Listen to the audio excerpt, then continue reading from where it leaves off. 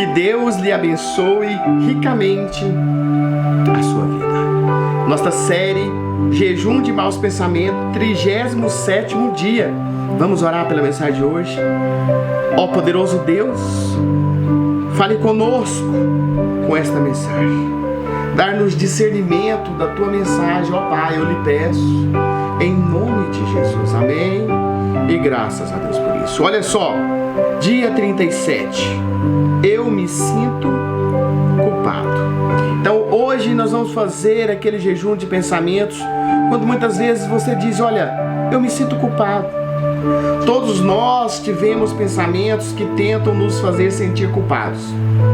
Como por exemplo, você não fez o suficiente, olha o que você fez tudo errado. Você não é bom o suficiente, você não diz as coisas certas e não faz o que é certo. Você não é tão bom quanto aquela outra pessoa, a comparação, menosprezando você. Você não faz tanto para os outros como deveria fazer. Você come demais.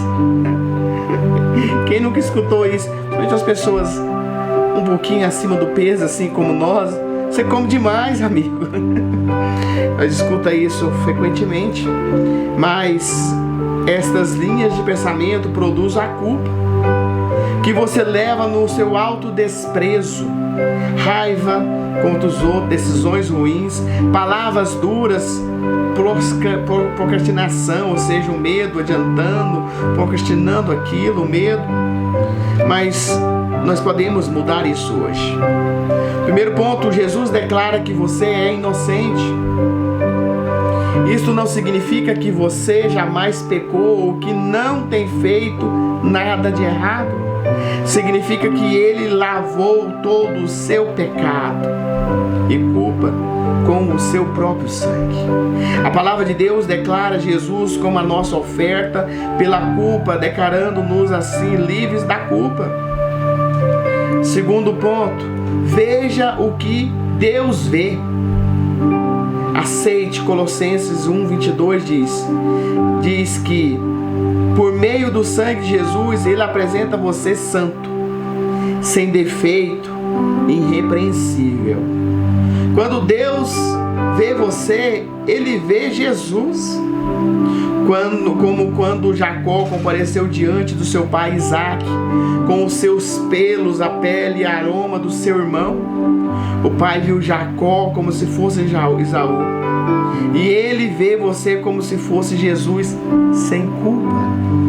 Terceiro ponto, medite sobre Jó 10:7. Jó 10:7 diz que o Senhor sabe que não sou culpado. Quando alguém nasce de novo, essa pessoa é purificada do pecado e da culpa pelo sangue de Jesus, portanto ela é inocente. Quarto ponto é, quando fizer algo errado, não negue.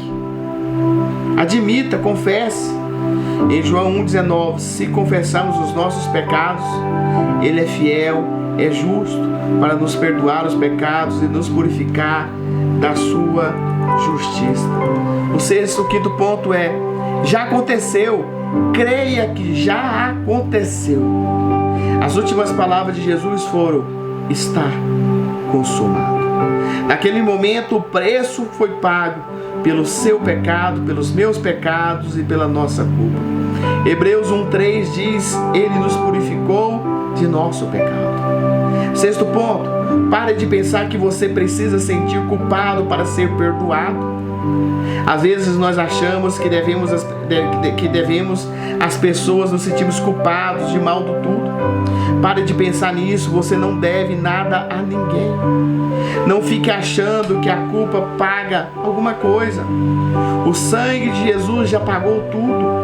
Sentimentos como se nós devêssemos a Deus a culpa, ou que devemos aos outros para camuflarmos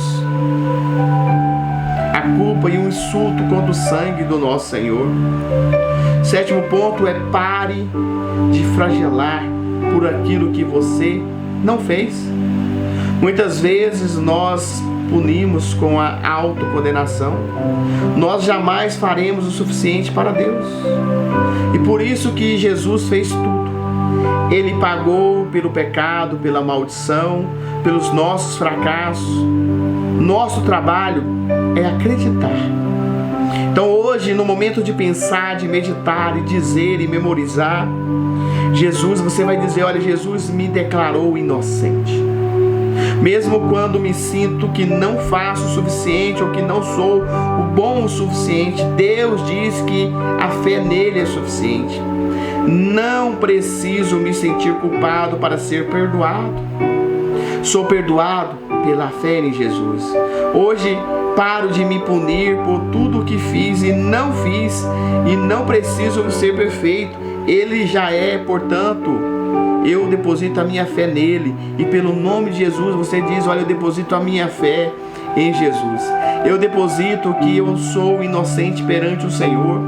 Hebreus 7:27 diz que não tem necessidades, como os sumos sacerdotes, de oferecer todos os dias sacrifício. Primeiro, pelos seus próprios pecados, depois pelo do povo, porque fez isto uma vez por todas, quando a si mesmo se ofereceu. Olha, o sumo sacerdote, os sacerdotes ali tinham que oferecer sacrifício pelos pecados. Aqui a palavra de Deus diz que o sacrifício já foi feito uma só vez, para que todos nossos pecados fossem perdoados, porque ele ofereceu a vida dele em sacrifício pela nossa vida. Colossenses, senão nós estaríamos condenados eternamente à morte.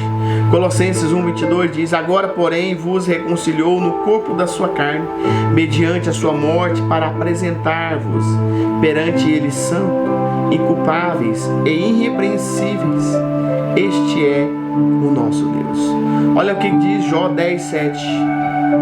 Bem, sabes tu que eu não sou culpado. Todavia, ninguém há que me livre da tua mão. Jó disse: olha, o Senhor sabe que eu não sou culpado, mas todavia, ou seja, de forma alguma, de nada possa me livrar do teu poder, da tua mão sobre a minha vida. Hebreus 1:3 diz: ele, que é resplendor da glória, é a expressão exata do seu ser sustentado. Todas as coisas pela palavra do seu poder. Depois de ter feito e a purificação dos pecados, assentou-se à direita da majestade do nosso Deus lá nas alturas. Vamos orar pelo dia de hoje. Ó eterno Deus, que esta mensagem, Pai, venha, Senhor, renovar este pensamento. Que o teu poder, a tua graça, a tua misericórdia sempre esteja, Senhor, sobre a nossa vida. Pai querido, eu lhe peço em nome de Jesus, amém, e graças a Deus por isso. Que Deus lhe abençoe ricamente a sua vida, amém.